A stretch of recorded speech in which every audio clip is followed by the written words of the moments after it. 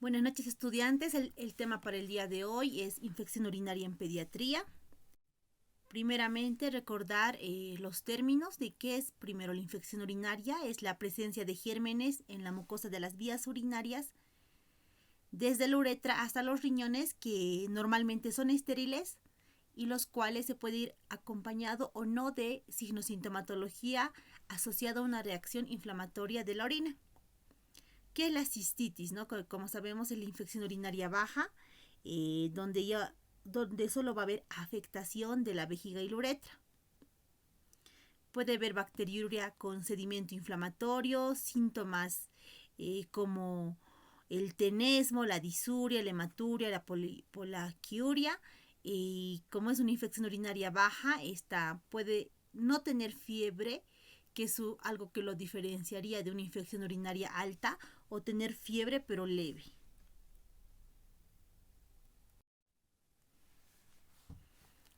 La pielonefritis, como sabemos, es la infección urinaria alta, que como su nombre lo dice, va a ir a afectar ya el parénquima renal. Igual va a haber bacteriuria y en esta patología ya puede incluso ir a la bacteremia, ¿no? Sobre todo en pacientes susceptibles como los pacientes neonatales. La pielonefritis va a dar mayor signosintomatología y en esta patología va a ser muy característica las fiebres elevadas que va a presentar el paciente, además del compromiso del estado general, dolor abdominal y lumbar, ¿no? Y recordar que siempre que un paciente llegue con dolor abdominal al hospital, aparte de pensar en un cuadro abdominal agudo, también está dentro de los diagnósticos diferenciales una infección urinaria alta. Ahora, ¿qué es la bacteriuria asintomática? Es la presencia de más de 100.000 unidades formadoras de colonia por ml en un cultivo, el cual va a tener un sedimento normal y está, como su nombre lo dice, es una bacteriuria asintomática, es decir, que el paciente no va a presentar signosintomatología, va a aparentar estar sano, pero sí cuando se le hace un cultivo sí se puede evidenciar estas unidades formadoras de colonia.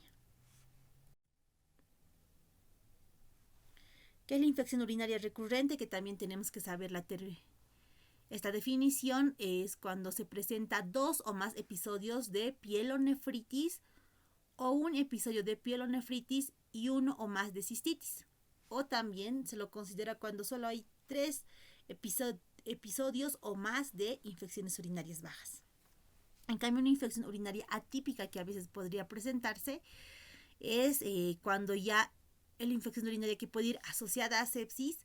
Además, en estos pacientes podríamos palpar una masa abdominal o vesical, va a haber un flujo urinario escaso, aumento de la creatinina plasmática y cuando también se sospecha, cuando si iniciamos en un paciente con infección urinaria de tratamiento y vemos que no hay una buena respuesta al tercer día de inicio del tratamiento antibiótico, se debería pensar en una infección urinaria típica. Y algo muy importante es que la principal etiología de las infecciones urinarias es la E. coli, pero en una infección urinaria atípica va a ser causada por una bacteria diferente a la Escherichia coli. Dentro de la epidemiología, la incidencia de la ITU en los niños es del 2 al 3% y en las niñas del 8 al 10%. Ahora va a variar dependiendo la etapa afectada, ¿no? Dependiendo del grupo etario afectado. Por ejemplo, en los lactantes menores y los recién nacidos va a ser más frecuente en los varones. ¿Por qué? Porque se asocia a malformaciones del aparato urinario. En cambio, a mayor edad va a haber un aumento en la incidencia en las niñas, ¿no? Sobre todo por la anatomía.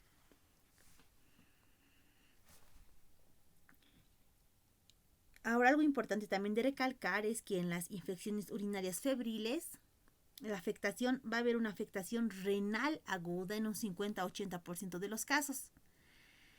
Y de estos, del total, el 20% van a desarrollar cicatrices del parénquima renal. Y al haber cicatriz a nivel del parénquima renal, va a ser un factor de riesgo que le puede llevar a un problema de una enfermedad renal crónica en el futuro. Como dije previamente, la etiología más frecuente de las infecciones urinarias van a ser la Escherichia coli, como en el adulto, que va a llegar hasta el 80%, pero también va a haber otras bacterias involucradas, entre las cuales, como nombran en las diapositivas, tenemos al Proteus, a la Klebsiella pneumoniae, y en los recién nacidos, como ya saben, ¿no?, los gérmenes del canal del parto, que tenemos al Streptococcus del grupo B, y otros gérmenes como el Enterobacter, la Pseudomonas, el Staphylococcus aureus. También puede haber infecciones de origen viral. Dentro de los gérmenes virales más implicados están el adenovirus, el cual también se lo ha relacionado con la cistitis, pero ya de causa hemorrágica, cistitis hemorrágica.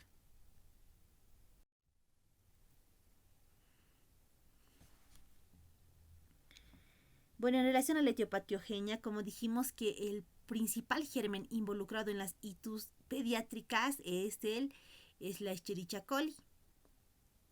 Entonces, hay maneras de prevenir la ITU. Una de ellas es el vaciamiento vesical frecuente y completo, ¿no? Ya que cuando no se produce el vaciamiento vesical frecuente, esta orina se concentra y es un factor de riesgo para las infecciones urinarias. También algo importante de recalcar es que va a haber una predisposición individual y genética para padecer esta enfermedad. Es decir, que va a haber una predisposición a un daño renal progresivo. Ahora también va a influir mucho cómo es la virulencia de la bacteria y las condiciones en las que se encuentre el paciente afectado, ¿no?, para desarrollar la infección. Bueno, dentro de la patogenia, la más conocida va a ser de la E. coli, ¿no?, que es el germen más frecuentemente implicado, y su acción va a relacionarse con los factores de virulencia por las fimbrias, las protectinas, las toxinas y los hidróforos. Esta bacteria se va a adherir al epitelio de la vejiga, como podemos ver a un costado, a través de los receptores de celular, que van a estar relacionados con la presencia de extensiones de pelos, las fimbrias o las pilosidades, ¿no?, las cuales se van a ir a adherir al epitelio y van a impedir la limpieza a través del lavado de la orina. Por otro lado, también estas toxinas bacterianas van a contribuir a la inflamación, a las lesiones uroteliales, produciendo síntomas de cistitis, y además pueden ir ascendiendo, ¿no?, desde la vejiga hasta los riñones, y de esta manera causar una pielonefritis. Dentro de los factores de riesgo implicado tenemos a las anomalías del tracto urinario, que podría, como podemos ver en la imagen, una hidronefrosis. También se toma en cuenta la fimosis, disfunción del tracto urinario, el estreñimiento, ¿no?, ya que si un paciente sufre de estreñimiento es importante realizar el tratamiento, ¿no? La instrumentación de la vía urinaria, una vejiga neurogénica y la nefrourolitial. Dentro de las manifestaciones clínicas de la infección urinaria van a depender del grupo etario afectado, y además dependiendo si es una infección urinaria alta o baja, ¿no? En todos los casos es importante hacer una adecuada anamnesis, un examen físico en busca de los hallazgos propios de esta patología, ¿no? Debemos investigar en la anamnesis si el paciente tiene algún factor de riesgo, tiene alguna patología ya subyacente, si tenemos antecedentes de infecciones urinarias previas ya tratadas, si en la familia hay antecedente familiar de reflujo vesicureteral. También es importante investigar si hay antecedente de enfermedad renal crónica, o si en el control prenatal, por ejemplo, se ha hecho el diagnóstico prenatal ya de una malformación urológica.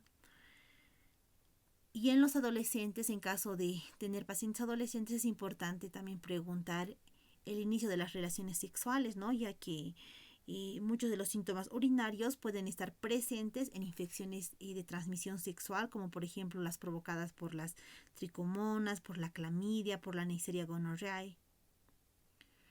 Ahora, en el cuadro que se puede ver en pantalla, podemos ver las manifestaciones clínicas de acuerdo al grupo etario afectado, ¿no? Por ejemplo, en aquellos lactantes menores de 3 meses, los datos más frecuentes que podemos encontrar son las alzas térmicas, que va a tener casi en todos los grupos etarios. También presentan vómitos, irritabilidad, es decir, tienen llanto sin una causa aparente, letargia, puede haber también pérdida de apetito, falla del medro, deposiciones líquidas, pérdida de peso, y entre los menos frecuentes, dolor abdominal, ¿no? Que es difícil de identificar ya que el paciente solamente se encuentra con llanto.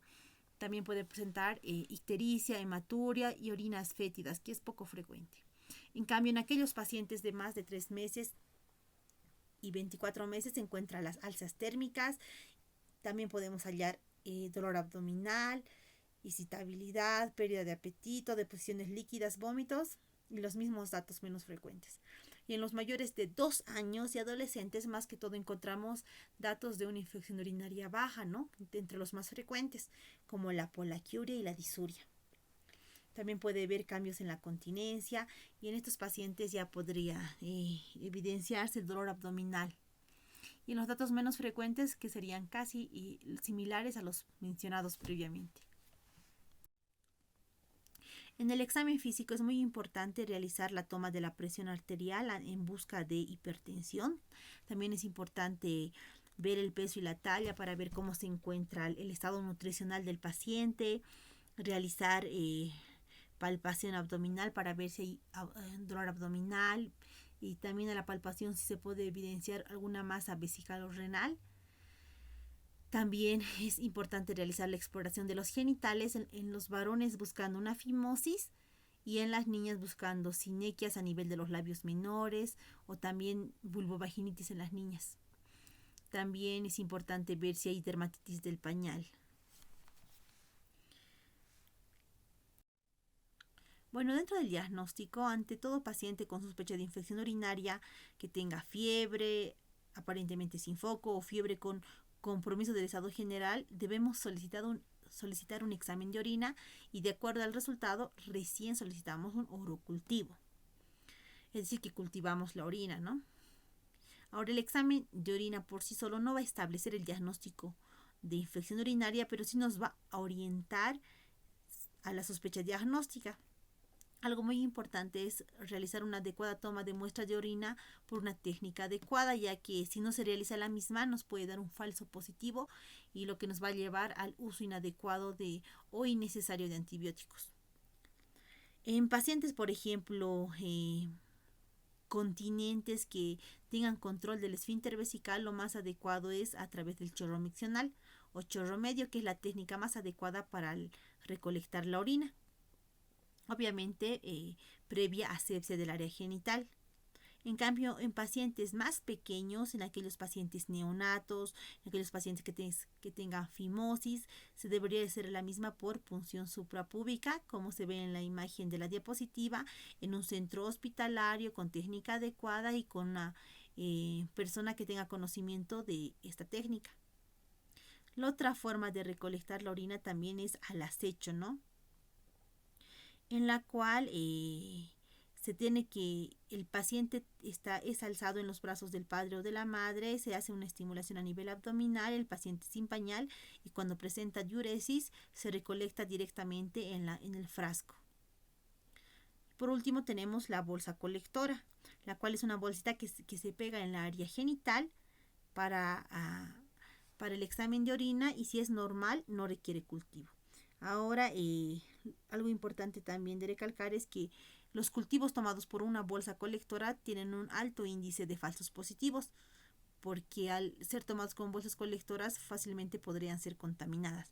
Es cuando nos ayuda un cultivo tomado por bolsa colectora, cuando tiene un resultado negativo, ¿no? Que nos ayuda a descartar que hay infección urinaria. Bueno, la tira reactiva nos va a también orientar ante la sospecha de infección urinaria. Dentro de los datos que toma en cuenta está la esterasa leucocitaria, en la cual, como su nombre lo indica, detecta la presencia de leucocitos en la orina y se va a obtener mediante la impregnación de una tira en la orina del paciente.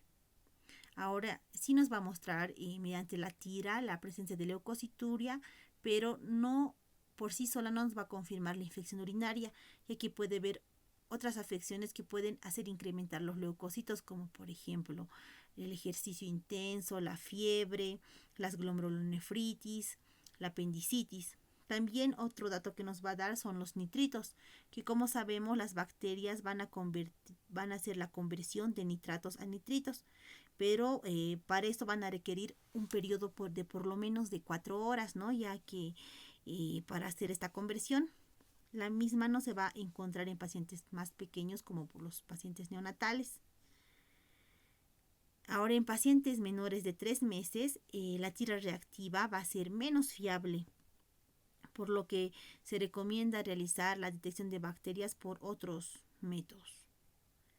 Ahora, tanto la esterasa leucocitaria como los nitritos en la tira reactiva van a tener una sensibilidad del 93% y una especificidad del 72% para las ITUS. Ahora, el urocultivo va a ser el estudio que va a determinar el diagnóstico definitivo de una infección urinaria. Es decir, cuando tenemos un paciente con infección urinaria y se le solicita un examen de orina que es patológico, se le inicia tratamiento antibiótico y antes de iniciar el tratamiento antibiótico debemos solicitar un urocultivo. Lo mismo normalmente sale en 72 horas y nos va a hacer el diagnóstico definitivo de una infección urinaria. Ahora, ¿cuándo va a ser positivo? Con la presencia de piuria de más de 5 leucocitos por campo en un urocultivo, o la documentación de una bacteriuria, o solamente con el desarrollo de un solo patógeno en el estudio ya nos hace el diagnóstico. Ahora tenemos que saber cuándo se lo considera positivo dependiendo al método de recolección de orina. Por ejemplo, en una aspiración suprapúbica se va a considerar positiva cuando se aísla cualquier bacilo-gram negativo. Ahora, cuando se toma por cateterización uretral, se considera positivo el urocultivo cuando hay mayor a 10.000 unidades formadoras de colonia por ml y mediante chorro medio o al acecho cuando hay 50.000 o más unidades formadoras de colonia. Ahora, el desarrollo, cuando encontramos más de un patógeno en el urocultivo, esto no nos va a indicar infección, nos va a indicar contaminación, es decir, que la muestra no fue tomada con técnica adecuada. Entonces, es muy importante para el diagnóstico definitivo que el urocultivo. Dentro del tratamiento, los objetivos del tratamiento son eliminar la infección aguda, evitar las complicaciones, reducir las cicatrices renales, ya que estas nos van a llevar en un futuro a una enfermedad renal crónica, y en los niños más pequeños también evitar la bacteremia, ¿no? Con un tratamiento adecuado. Bueno, el tratamiento de estos pacientes puede ser de forma ambulatoria por vía oral y cuando decidimos dar tratamiento parenteral, dependiendo qué factores de riesgo tenga el paciente y considerando los criterios de internación. Estos son los criterios de internación de una infección urinaria, que son los pacientes menores de 3 meses, ya que estos tienen mayor riesgo de bacteremia y sepsis. También cuando el paciente vemos que el paciente está con mayor afectación del estado general, se lo ve séptico, tiene datos de deshidratación, decaimiento, palidez, hallamos una piel moteada, o cuando también encontramos pacientes con intolerancia a la alimentación o al tratamiento oral, ¿no? Que es un criterio de internación. Cuando también encontramos antecedentes de malformaciones del sistema urinario, como por ejemplo un reflujo vesicoureteral dilatado, uropatía obstructiva, una displasia renal, un riñón único, o cuando también tenemos la sospecha de que los padres van a incumplir el tratamiento o no van a tener un adecuado seguimiento ambulatorio, se interna al paciente. Bueno, la duración del tratamiento va a ser en las ITUs febriles de 7 a 10 días, y en cambio en una ITU baja va a ser de 5 días, que son suficientes para controlar la infección. Los antibióticos de elección, los por vía oral, se encuentra la amoxicilina más ácido clavulánico, la cefalexina, la nitrofuranteína, la cefixima y el cotrimoxazol. Y en los pacientes que requieran tratamiento parenteral, tenemos a las cefalosporinas de tercera generación, a la cefotaxima, ceftriaxona, gentamicina, ampicilina, amicacina. Bueno, el tratamiento, como dijimos, se puede hacer un tratamiento ambulatorio en casa, siempre indicando a los padres, ¿no?, la forma correcta de dar los antibióticos. Pero una vez que se inicia tratamiento por vía parenteral, ya en estos casos el paciente internado en un hospital, se debe mantener el tratamiento parenteral, antibiótico parenteral, hasta la mejoría clínica, que generalmente se produce a las 48 horas, o por ejemplo cuando el paciente ya puede recibir alimentación o tolerar el tratamiento por vía oral. Entonces se da primero el tratamiento, podemos dar el tratamiento por 48 horas y posteriormente pasarlo a vía oral, y si el paciente se encuentra en condición adecuada, hacer incluso un tratamiento tal vez ambulatorio. Los estudios de imagen que se debe solicitar, que es también algo muy importante, son la ecografía renal, gamografía, cistograma miccional, que son los más importantes y se los maneja como parte del protocolo de investigación de una infección urinaria. Cuando se pide la ecografía renal y de vías urinarias en todo paciente menor de 3 años con una infección febril y al concluir el tratamiento o durante su internación. Debemos realizarla durante su internación en las primeras 48 horas. Si la enfermedad tiene una presentación más grave o no vemos mejoría con el tratamiento indicado. También se debe realizar en todos los pacientes con una infección urinaria atípica o recurrente, que ya dijimos cuál es, en pacientes con disfunción miccional o cuando tenemos antecedentes familiares de reflujo vesicoureteral. La gamografía renal se debe realizar cuando contamos con una ecografía anormal, un reflujo vesicoureteral de alto grado, una infección urinaria recurrente o atípica, y esta debe realizarse a los 4 a 6 meses después del episodio infeccioso y nos va a ayudar a detectar alteraciones del parénquima renal como las cicatrices renales. La cistouretrografía miccional va a ser el mejor método o mejor estudio para detectar un reflujo vesicoureteral, ya que va a evaluar la presencia de malformaciones como las valvas uretrales, divertículos vesicales, ureteroceles o malformaciones. Bueno, en relación al seguimiento, la profilaxis con antibióticos sí se debe realizar en pacientes con reflujo vesicoureteral, pacientes con infección urinaria recurrente. Ahora debemos indicar a la madre cuáles son las medidas de prevención para evitar que vuelva a presentar una infección urinaria recurrente, que son la ingesta adecuada de líquidos, un vaciado vesical frecuente, que tenga cuidados higiénicos adecuados en la área perianal, y debemos tener el uso de antibióticos de forma coherente y solamente ante procesos infecciosos que realmente lo requieran. Los pacientes que presentan una infección urinaria febril deben ser evaluados en futuras enfermedades febriles, es decir, si este paciente vuelve a presentar una enfermedad febril, se debe sospechar de una posible infección urinaria y solicitar un examen de orina. En relación al pronóstico,